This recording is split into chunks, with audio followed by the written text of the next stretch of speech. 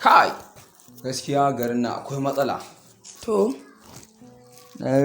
kai. To wallahi komai zai iya taɓarɓarewa. Kai, wannan kokon dai haka na daɗe dai har yanzu ban sha shi ba. Me gida, me hakan? Tun ɗazu sai ki gyara fita kake a gidan nan ina kallon ka. Ka bar ni da yunwa gashi kuma gaskiya magana abin da ya kamata gaskiya magana kirki za a yi.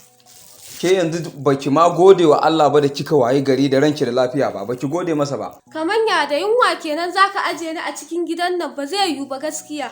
Kashen yadda za ka yi. To ni za ki gaya haka da lokacin da nake da kuɗi me ba kya ci a gidan nan. Yanzu to ga wannan kokon da na buɗe shi zan sha amma ga shi ki sha. Koko kuma. Shaɗijan. Ai ko a gidanmu ba na shan koko. Ba za ki sha koko ba? Eh wallahi na gaji gaskiya na gaji da wannan abin da kake ba. A lallai wuyanki ya isa yanka. Ai ni tunda ba za ki sha ba gaba ta kai ni. Wuni nake anan ina shan ruwa na buta ma kuma in haƙura in danne. Ka fita ne ma ka ki fita? Sati na nawa ina fita ba a samu kuɗin. Eh? Gaskiya ni dai ka san yadda za ka yi da ni. Gaskiya ni na gaji wallahi. Na gaji. Kin gaji? Gaskiya ka sauƙe min. In sauƙe miki? Eh. In sauƙe miki ba kika ce? To ai shi yafi komai sauƙi.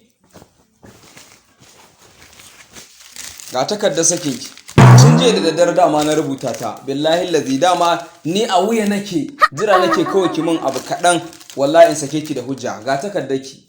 Na sake ki. Karbi mana. Dan haka sai a fita a ban min gida. A tarkata ina ake ki ban min gida. Kukan banza wallahi sai kin fita.